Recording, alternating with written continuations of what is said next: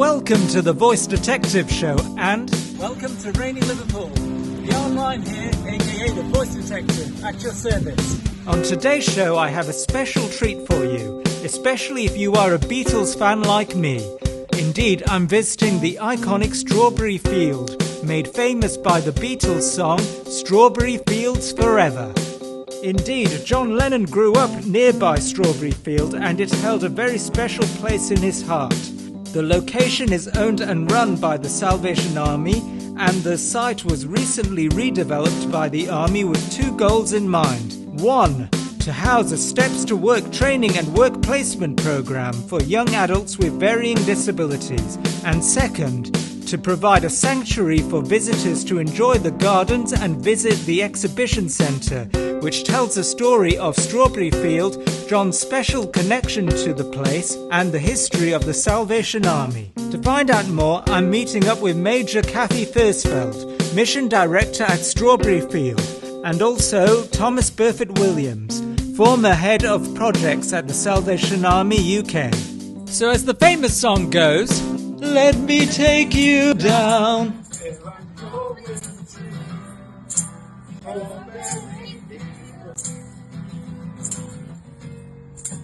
Nothing is real.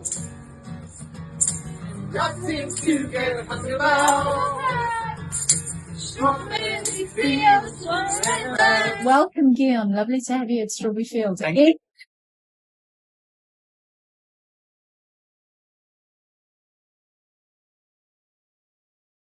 Thank you. So, Kathy, for our audience, tell us what your role is at Strawberry Field.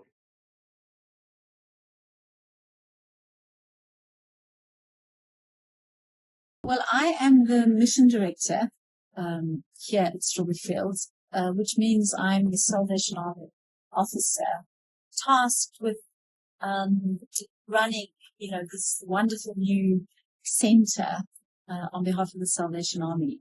And I sort of summarize the work that we do here on site with the phrase, gates open for good. So there's one sense in which we, after decades of fans standing at the red gates, not able to come in and explore this place that John, was inspired by, finally being able to open those gates and allow them to come in, and the community and the trainees and their families who come here and are supported into work.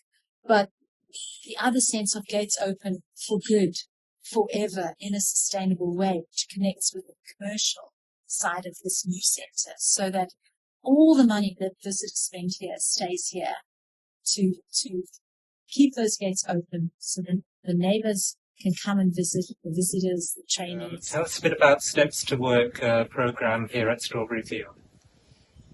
Well, the Steps to Work program kind of describes itself. We support young and older people now, but primarily young people from the age of 18 upwards.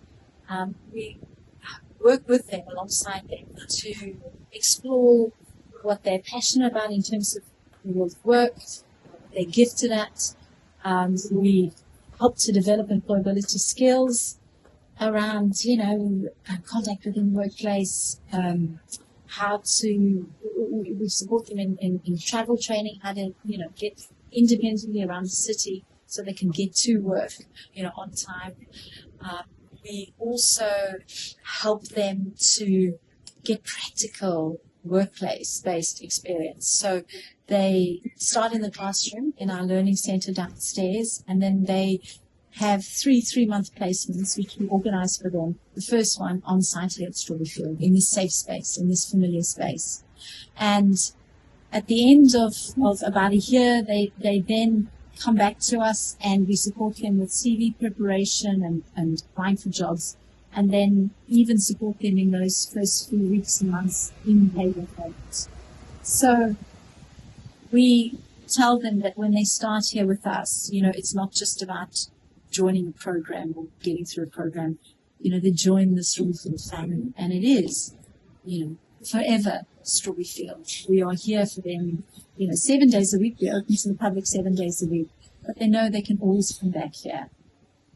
to find a friendly face and a safe space, and a place that we hope they will forever call home. Wonderful. What a wonderful way to keep John's legacy alive. Yes, indeed. Hi, Tom. Hi, Gyaan. Thank you for having me on your show. My pleasure. Tom, you were the project manager for the redevelopment of Strawberry Field.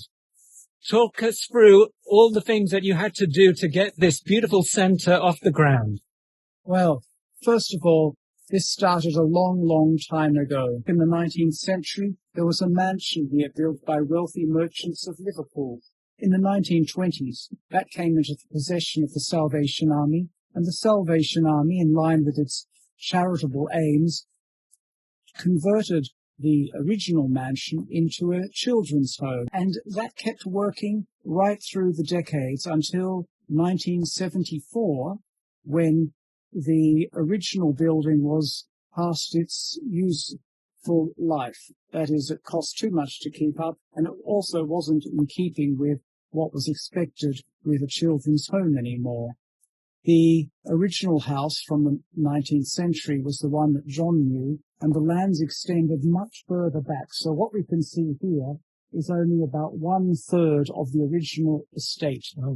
And what we see on this green lawn here, this is actually where the tennis court of the original house was. So the grounds were much bigger. Anyway, going back to the story, in 1974, the original building was demolished and a purpose-built children's home was built on the site. By the year 2000, keeping children in homes with big dormitories or anything that was resembling the 1974 building was also no longer fit for purpose. So the Salvation Army had this property. They didn't know what exactly to do with it, but they did know that they had a legacy here. That is the legacy that had been established by John Lennon mentioning Strawberry Field in the Beatles song Strawberry Fields Forever.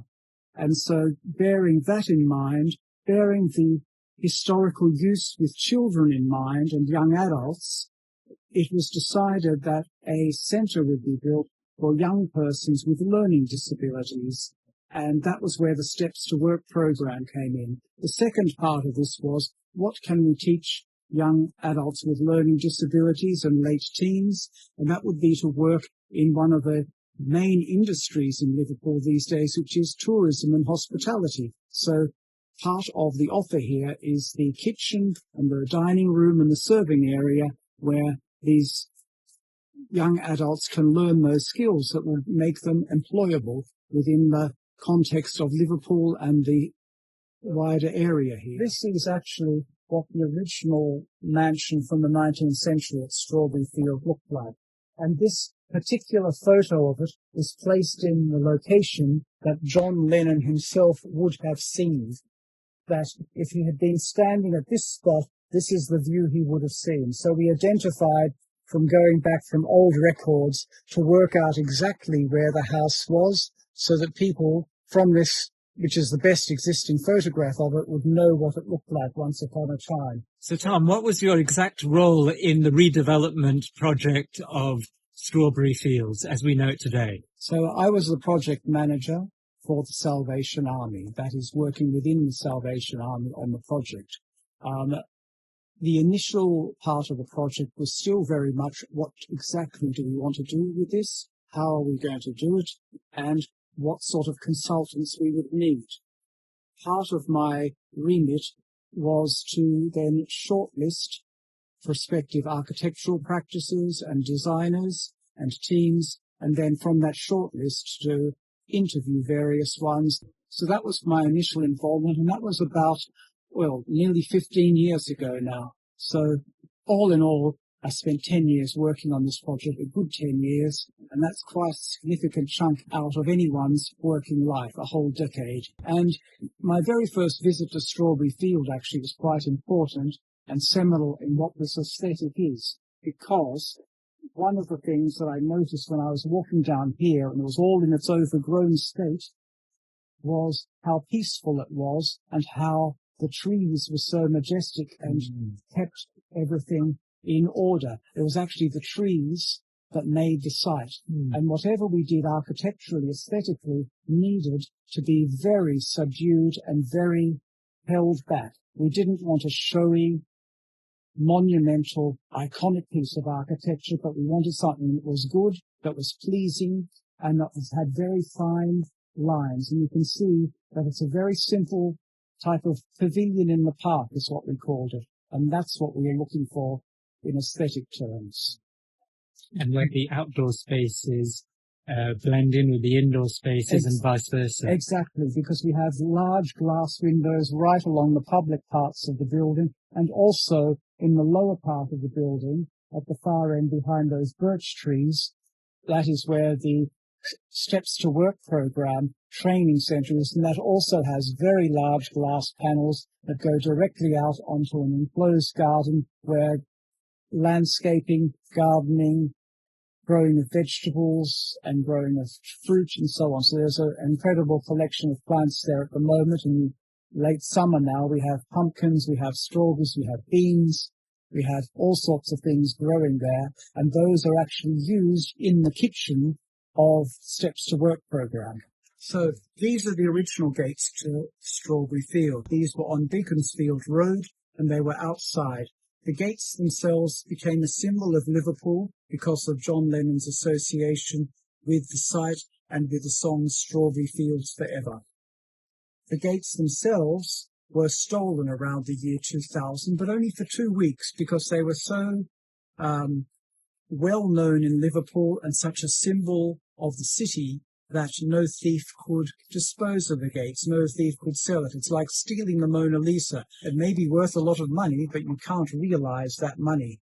So they were returned after 2 weeks, and then for safekeeping, they were sent to a secret location, but also there was a metal worker in Liverpool who loved the gates, who loved the Beatles, and they made a replica of the gates, which is what you see out on the street now at the front. The gates themselves have a lot of original graffiti that fans of the Beatles and John Lennon have put here, and some of them have even taken souvenirs. And that was well before I started work on this project, that this piece of souvenir was taken. And there are other bits and pieces of the gates as well that you can see little holes through them and so on, where bolts are missing and so on. Tell me, Tom, about the bandstand. The bandstand was a gift by Cliff Cooper, the founder of Orange Amplifiers.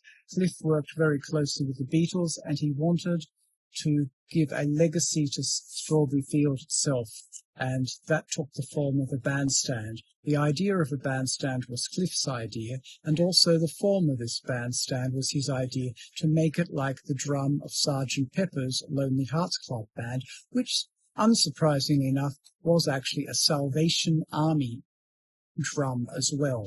So it references two things, the Salvation Army and Sgt. Pepper's, of which Strawberry Fields Forever was one of the songs. If you read the word Imagine and then look up, you see Imagine Forever. And I was reminded of the song that John wrote, which made Strawberry Field famous, Strawberry Fields Forever.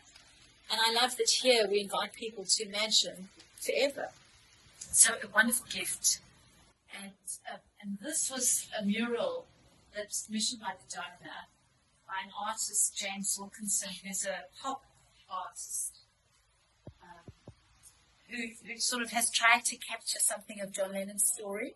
So there he is as a young schoolboy when he was living on the back perimeter, neighbour to Strawberry Field, and climbing over and coming to play in the gardens. But then you get a sense of, happier times come, and you have the springtime and the summertime of his life when he becomes part of the Beatles and, becomes a mega star.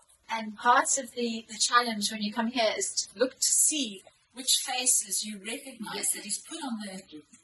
I see Julian Lennon there. Yeah, so Julian, Sophia, Julia. Yeah. The artist surprised us by including my husband and I. So we are immortalized. That's Strawberry Field. And then some other faces. So that's Sean. That's oh, yes. Yeah. yeah. And then some other faces, here's Cliff Cooper, the donor, and, some others you might recognize. And then this was Francis, a young lad that actually lived at the Salvation Army children's home back in the 60s. There are these mature pine trees. They were part of the new planting here. And there were over 1,000 new seedlings were planted. So to secure this bank here, for instance, where the paths are. And also I should mention these stone seats, which are from the original garden. The original garden had not seats, but it had barriers or low stone walls throughout the garden. And these are remnants of that original house. We found these as rubble underneath where the new building is. And we retrieved these, and then we have put different sayings from the Beatles, from John Lennon in particular, and religious figures and other world leaders, also quotes from the Bible. And so I'm very happy that we've been able to reuse these. The new premises at Strawberry Field houses a training centre for young adults with disabilities, a cafe, a shop, and a permanent exhibition about the history of Strawberry Field, the Beatles, John Lennon, and the Salvation Army. So this is the piano that John Lennon used to, first of all, write and then record the song Imagine. Often the Baby Grand White is associated with certainly the video of the song, but this is one that was actually used in the recording. And John's sister, Julia Baird, would tell you that she knows it's John's because there on the sides you will see the marks where John used to stub out his cigarette. It actually looks like John is looking down on his beloved piano. Tell us about Steps to Music. It's an added feature of our program here, our weekly program, and it allows our tradies and anyone else who's part of this Strawberry Field community to come and have the opportunity to learn to make music, or just to have the joy of joining with other kindred spirits and just using their gifts, whether it be playing an instrument, or learning to play an instrument, or singing. And during the course of the sessions, they're encouraged to write, so to be creative. They may work on the lyrics, or someone will add the tune. And then we record songs, and we've done a number of original songs since we first opened 5 years ago. So it's exciting to think of how the newly acquired skills will be developed and grown, and what the next chapter will look like for those young individuals. When we first opened this centre, we have recorded a number of original songs, some of which were written by the trainees, volunteers, members of the staff team. And so we had an opening song, Gates Open for Good, which we used at the official opening.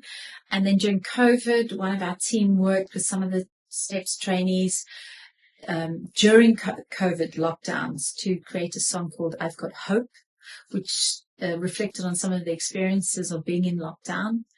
And I think that was quite therapeutic. And then we've had individuals who've written various pieces, and including, when the city hosted Eurovision on behalf of Ukraine, and there were some songs for peace that were written, and we performed on our bandstand. So, it's exciting to think of what next, as the skills are developed and they mature.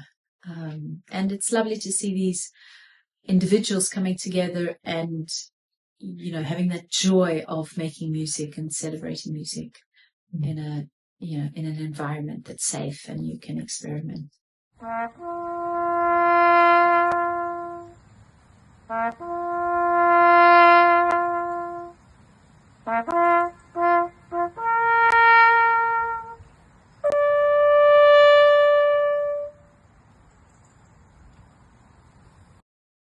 Well, thank you, Kathy and Tom, for showing us around. For more information about Strawberry Field, see the website below. And thank you, audience, for tuning in, and I look forward to seeing you on the next show. Until then, ciao for now.